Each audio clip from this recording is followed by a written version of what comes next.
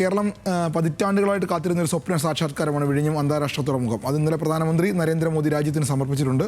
കേരളത്തിൻ്റെ വികസന മുഖമായി വിഴിഞ്ഞം മാറിയത് പത്രങ്ങൾ വലിയ പ്രാധാന്യത്തോടെ തന്നെ വാർത്തയാക്കിയിട്ടുമുണ്ട്.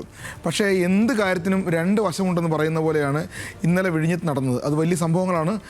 ഇന്നലത്തെ ഏറ്റവും വലിയ സംഭവം അതിൽ ഈ വിഴിഞ്ഞം രാജ്യത്തിന് സമർപ്പിക്കുമ്പോൾ ഉണ്ടായ വിഷയങ്ങളിൽ രാഷ്ട്രീയം കലർന്നതും കലർത്തിയതുമായ കാര്യങ്ങളാണ്. അത് പത്രങ്ങൾ എങ്ങനെ വാർത്തയാക്കിയെന്നാണ് നമുക്ക് നോക്കാവുന്നത്. ആദ്യം പത്രങ്ങളുടെ തലക്കെട്ടുകൾ വഴി ഒന്ന് പോയി നോക്കാം. കേരള കൗമുദി അത് തലക്കെട്ടാക്കിയിട്ടുള്ളത് ജയ് കേരളം ജയ് ഭാരത് എന്നാണ്. അത് കൗമുദിയുടെ രീതിയായിട്ട് വേണം കാണാൻ. മാധ്യമം വിഴിഞ്ഞം വിരിഞ്ഞു എന്നാണ് മാധ്യമത്തിൻ്റെ ഒരു തലക്കെട്ട്. തുറന്ന് മുഖമെന്ന് വീക്ഷണം കൊടുക്കുന്നുണ്ട്. അതുമാത്രമല്ല വിഴിഞ്ഞത്തിൻ്റെ ഒരു രാഷ്ട്രീയം മുഴുവൻ വിഴിഞ്ഞം വീക്ഷണം എന്നല്ല പറഞ്ഞു പോയിട്ടുണ്ട്. വിരിഞ്ഞു സ്വപ്നമെന്ന് സിറാജ് പറയുന്നു. വാതിൽ തുറന്ന് വിഴിഞ്ഞുമെന്ന് മെട്രോ വാർത്ത പറയുന്നു. ദേശാഭിമാനി പിന്നെ സ്വാഭാവികം നമുക്കറിയാവുന്ന പോലെ തന്നെ ലോകമഹാ കവാടം എന്നാണ് ദേശാഭിമാനി. കേരളം വലിയ വികസന സ്വപ്നങ്ങൾ പൂണിയാൻ പോകുന്നുവെന്ന് ദേശാഭിമാനിയും. പക്ഷേ എനിക്ക് പത്രങ്ങളിൽ മാതൃഭൂമിയുടെ ഒന്നാം പേജാണ് വിഴിഞ്ഞം സംബന്ധിച്ച് വാർത്തയുടെ വാർത്തയുടെ വിന്യാസത്തിലും ലേഔട്ടിലും ഒക്കെ ഏറ്റവും മനോഹരമായി എനിക്ക് തോന്നുന്നത് മാതൃഭൂമി തന്നെയാണ്. ആ മാതൃഭൂമിയുടെ ഒന്നാം പേജ് കാണേണ്ടത് തന്നെയാണ്. വളരെ മനോഹരമായ ഒന്നാം പേജാണ്. അതിലേക്ക് വേഗം പോകാം. അതായത് മോദി നടന്നു വരുന്നു, അദ്ദേഹത്തിനൊപ്പം പിണറായി വിജയനുണ്ട്, കരൺ അദാനിയുണ്ട്, പിന്നെ ഗവർണറുണ്ട്, രാജേന്ദ്ര അർലേക്കറുണ്ട്. അങ്ങനെ മനോഹരമായൊരു ചിത്രം. ഒപ്പം പ്രധാനമന്ത്രിയുടെ കൈപിടിച്ച് പിണറായി വിജയൻ നിൽക്കുന്ന അദ്ദേഹത്തിൻ്റെ ചിരിയൊക്കെ എത്ര മനോഹരമാണ്. രണ്ടുപേരും ചേർന്ന് ചിരിക്കുന്നത് കാണാൻ തന്നെ സുന്ദരമെന്ന് പറയുന്ന പോലെ അതിനെല്ലാം മാതൃഭൂമി നന്നായി ലേഔട്ട് ചെയ്ത് വിന്യസിച്ചെടുത്തിട്ടുണ്ട്.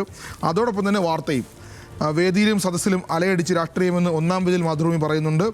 ഒപ്പം തന്നെ വിഴിഞ്ഞം വികസന മുഖം, സ്വപ്നം നീരണിഞ്ഞു, വിഴിഞ്ഞം നാടിന് സ്വന്തം, വികസനത്തിൽ കേരളത്തെ അവഗണിക്കുന്നില്ല എന്ന് പ്രധാനമന്ത്രി പറഞ്ഞത്. ഒപ്പം മുഖ്യമന്ത്രിയുടെ മനോഹരമായൊരു ഡയലോഗ് ഇന്നലെ നമ്മളെല്ലാം കേട്ടതാണത്. അങ്ങനെ നമ്മൾ ഇതും നേടി എന്ന് പിണറായി വിജയൻ പറയുന്നത്. ഇടതു സർക്കാരിൻ്റെ ഇച്ഛാശക്തി എന്ന് പറയുന്നു. അങ്ങനെ അത്യാവശ്യം എല്ലാ കാര്യങ്ങളും മനോഹരമായി ഉൾക്കൊള്ളിച്ചുകൊണ്ടുള്ള ഒന്നാം പേജ് നല്ല കളർ സെൻസോടുകൂടി അത് ചേർത്ത് വെച്ചിരിക്കുന്നു. ഒപ്പം വിഴിഞ്ഞം അതിൻ്റെ എല്ലാവരും ചേർന്ന് നിൽക്കുന്നത്, ഏതാണ്ട് 17ഓളം ആളുകൾ വേദിയിലുണ്ടായിരുന്നു. അവരെല്ലാവരും ചേർന്ന് നിൽക്കുന്നു. അതിൽ മേയറുണ്ട്, സുരേഷ് ഗോപിയുണ്ട്, മന്ത്രി വാസവൻ, ഗവർണർ, മുഖ്യമന്ത്രി അടക്കം എല്ലാവരും, ശശി തരൂരും ജോൺ ബ്രിട്ടാസും ഒപ്പം രാജീവ് ചന്ദ്രശേഖരും അടക്കമുള്ള ആളുകളെല്ലാവരും നിൽക്കുന്ന വളരെ വിശദമായ ചിത്രവും കൂടി ചേർത്തിട്ടുണ്ട്. ഇനി നമ്മൾ യഥാർത്ഥത്തിൽ പറയാൻ പോകുന്ന മറ്റു ചില കാര്യങ്ങളെക്കുറിച്ചാണ്. അത് എനിക്ക് തോന്നുന്നത് പത്രങ്ങളെല്ലാവരും, മാതൃഭൂമി ഒന്നാം പേജും 7-ാം പേജും, മനോരമ 3-ാം പേജിലും 8-ാം പേജിലും 10-ലും 11-ലും, മാധ്യമം 1-5, ദേശാഭിമാനി 1-5, അങ്ങനെ എല്ലാ പത്രങ്ങളും, ഞാൻ ഒരുപാട് പത്രങ്ങളുടെ പേരെടുത്ത് പറയുന്നില്ല, ഈ എല്ലാ പത്രങ്ങളും ഈ വാർത്തകളെ വളരെ വലുതായിട്ട് വിന്യസിക്കാൻ ശ്രമിച്ചിട്ടുണ്ട്.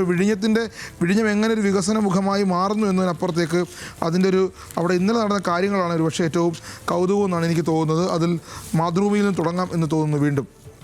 അതായത് ഇത് ചുവട് വെച്ചത് ഉമ്മൻചാണ്ടിയുടെ കാലത്ത് എന്നുള്ളതായിരുന്നു ഇന്നലത്തെയും കഴിഞ്ഞ ദിവസങ്ങളിലെയും ഒക്കെ ഏറ്റവും വലിയ തർക്ക വിഷയങ്ങൾ. അത് ഇന്നലെ വി.ഡി. സതീശൻ ആദ്യം തന്നെ ആ പോസ്റ്റ് എടുത്ത് പങ്കുവച്ചിട്ടുണ്ട്. അവിടെ നിന്ന് തുടങ്ങുകയാണ് കാര്യങ്ങൾ.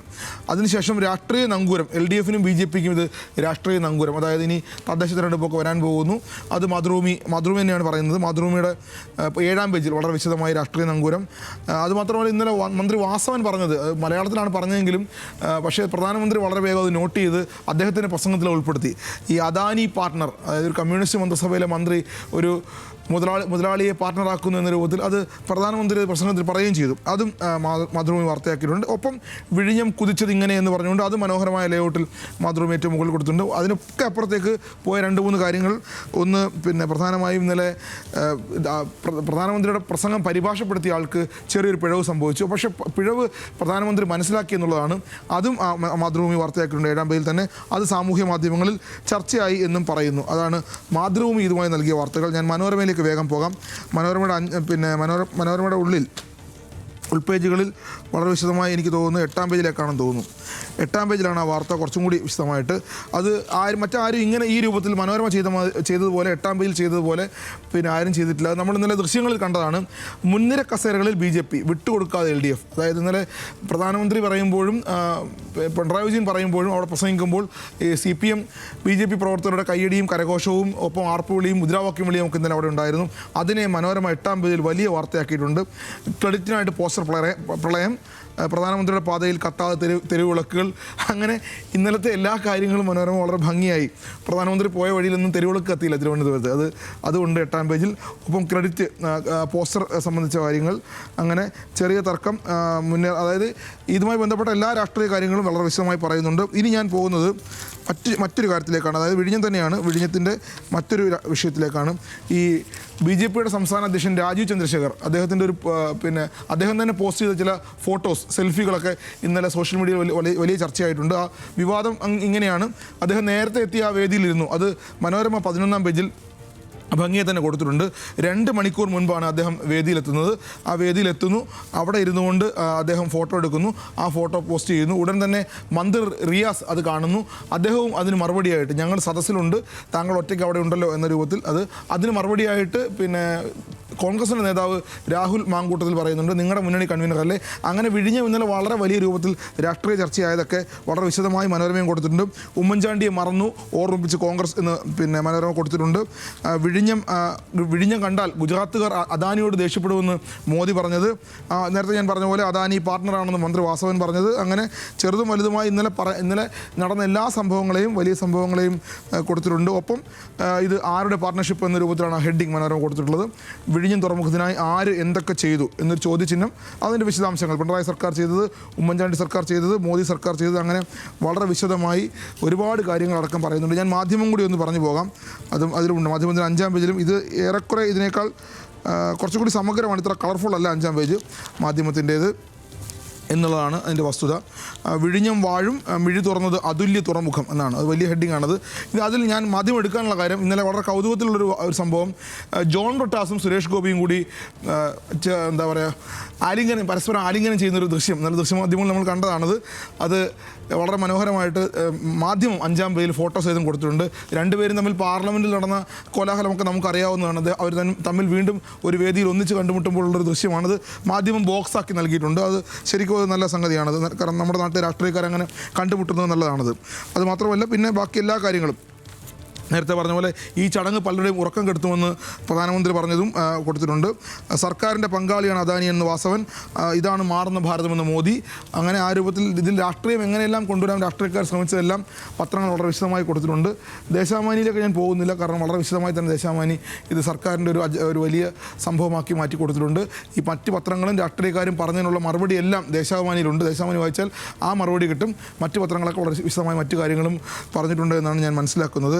ഇനി ഒരുപാട് കാര്യങ്ങൾ, അതായത് ഇന്നലെ നടന്ന ഏറ്റവും വലിയ സംഭവങ്ങളിലൊന്ന്, രാത്രി ഈ ഒരുപക്ഷെ വിഴിഞ്ഞമില്ലായിരുന്നെങ്കിൽ 1-ാം പേജിലേക്ക് വരേണ്ട ഏറ്റവും വലിയ വാർത്തകളിലൊന്ന്, കോഴിക്കോട് മെഡിക്കൽ കോളേജിൽ ഇന്നലെ രാത്രി 7:30-ക്ക് ശേഷം വലിയ അത്യാഹിത വിഭാഗത്തിൽ വലിയ പൊട്ടിത്തെറി ഉണ്ടാകുന്നു. ഒരുപക്ഷെ കേരളത്തിലെ ആശുപത്രികൾ ഈ അടുത്ത സമീപകാലത്തൊന്നും ഇല്ലാത്ത വലിയ ഒരു അപകടം. ഏതാണ്ട് 5 പേരോളം മരിച്ചിട്ടുണ്ട് എന്നാണ് ഇന്ന് രാവിലെ നമുക്ക് മനസ്സിലാക്കാൻ കഴിയുന്നത്. മരണകാരണം പുക എന്നാണ്. അത് മനോരമ രാത്രി വൈകിയ വന്ന വാർത്തയാണെങ്കിൽ പോലും 1-ാം പേജിൽ കൊടുക്കാൻ ശ്രമിച്ചിട്ടുണ്ട്. അതുകൊണ്ട് തന്നെ മനോരമയ്ക്ക് ഈ വാർത്ത, അതായത് വിഴിഞ്ഞം വാർത്ത 1-ാം പേജിൽ വലിയ വിന്യാസത്തിൽ കൊടുക്കാനൊന്നും കഴിഞ്ഞിട്ടില്ല. അവർ മനഃപൂർവ്വം ചെയ്തായിരിക്കാമെന്ന് ഞാൻ വിചാരിക്കുന്നത്. കാരണം ഒരുപക്ഷെ വിഴിഞ്ഞത്തോടൊപ്പം തന്നെ നിൽക്കേണ്ടതാണ് ഒരു ആശുപത്രിയിലെ വലിയ വാർത്ത എന്നതുകൊണ്ടായിരിക്കാം അങ്ങനെ ചെയ്തത്. മരണകാരണം എന്താണെന്ന് സ്ഥിരീകരിച്ചിട്ടില്ല. അതിൻ്റെ അന്വേഷണമൊക്കെ ഇപ്പം ഇന്ന് രാവിലെ നടന്നുകൊണ്ടിരിക്കുകയാണ്. എന്തായാലും 1-ാം പേജിൽ ആ വാർത്ത വലുതായി കൊടുത്തിട്ടുണ്ട്. മാധ്യമവും ആ വാർത്ത, കാരണം മാധ്യമത്തിന് കുറച്ചും കൂടി വിശദമായ ആ വാർത്ത കിട്ടുമെന്നാണ് നമുക്കറിയുന്നത്. കാരണം കോഴിക്കോട് നടന്ന സംഭവമാണ്. മാധ്യമം കോഴിക്കോട് പ്രസിദ്ധീകരിക്കുന്നുണ്ട്. മാധ്യമത്തിന് ആ വാർത്ത കിട്ടിയിട്ടുണ്ട്.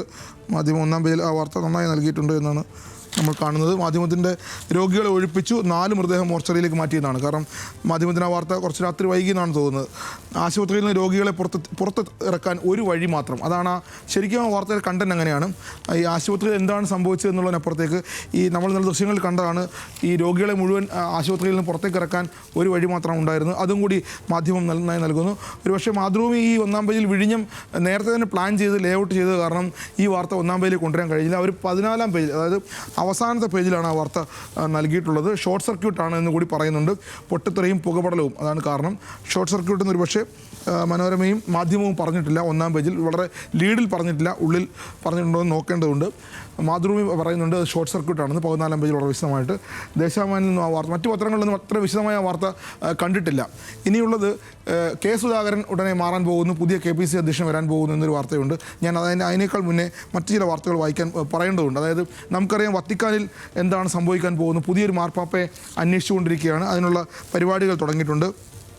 നമുക്ക് ഈ വത്തിക്കാനിൽ പുതിയ മാർപ്പാപ്പ വരുമ്പോൾ സ്വാഭാവികമായും മാർപ്പാപ്പ വരുന്ന ദിവസം ഒരു വെള്ളപ്പുക വത്തിക്കാനിൽ നിന്ന് ഉയരും. അങ്ങനെയാണ് മാർപ്പാപ്പയെ തിരഞ്ഞെടുത്ത കാര്യം നമ്മൾ മനസ്സിലാക്കുന്നത്, ലോകം അറിയുന്നത്. അതുമായി ബന്ധപ്പെട്ടൊരു ചിമ്മിനി വെച്ച വാർത്ത ദേശാഭിമാനിയും മാധ്യമവും നന്നായി നൽകിയിട്ടുണ്ട്. വത്തിക്കാനിൽ ചിമ്മിനി വെച്ചു എന്നാണ് ദേശാഭിമാനി 9-ാം പേജിൽ പറയുന്നത്. അത് ഒരുപക്ഷെ ചിമ്മിനി വെച്ചു എന്ന് തന്നെയാണോ പറയേണ്ടതെന്ന് എനിക്കറിയില്ല. എന്നാൽ പോലും ദേശാഭിമാനി അങ്ങനെയാണ് പറയുന്നത്. വത്തിക്കാനിൽ ചിമ്മിനി വെച്ചു, മാർപ്പാപ്പയെ തിരഞ്ഞെടുക്കാനുള്ള നടപടികൾ വത്തിക്കാനിൽ തുടങ്ങി. ബിഷപ്പ്മാരുടെ കോൺക്ലേവ് നടക്കുന്ന സിസ്റ്റൈൻ ചാപ്പലിന് മുകളിൽ വെള്ളിയാഴ്ച ചിമ്മിനി സ്ഥാപിച്ചു. അത് ദേശാഭിമാനി 9-ാം പേജിൽ പറയുമ്പോൾ മാധ്യമം വളരെ വിശദമായി അവരുടെ 8-ാം പേജിൽ പറയുന്നുണ്ട്. അത് പുകക്കുഴൽ സ്ഥാപിച്ചു എന്നാണ് മാധ്യമം പറയുന്നത്. മാർപ്പാപ്പ തിരഞ്ഞെടുപ്പിന് ഒരുക്കം തകൃതി, പുകക്കുഴൽ സ്ഥാപിച്ചു എന്ന് മാധ്യമം പറയുന്നുണ്ട്. ഒരുപക്ഷെ ഈ തിരക്കിനിടയിൽ മനോരമയും മാതൃഭൂമിയൊക്കെ അത് വിട്ടുപോയതായിരിക്കും. പക്ഷേ എന്നാലും മാർപ്പാപ്പയെ തിരഞ്ഞെടുക്കാനുള്ള ദിവസം 7-ാം തീയതിയൊക്കെ ആവുന്നു. ആ 7-ാം തീയതിയിലേക്ക് എത്തുമ്പോഴേക്കും ഈ വാർത്ത കുറച്ചും കൂടി വലുതാകും. പുകക്കുഴൽ വാർത്തകൾ വലുതായിട്ട് വരും.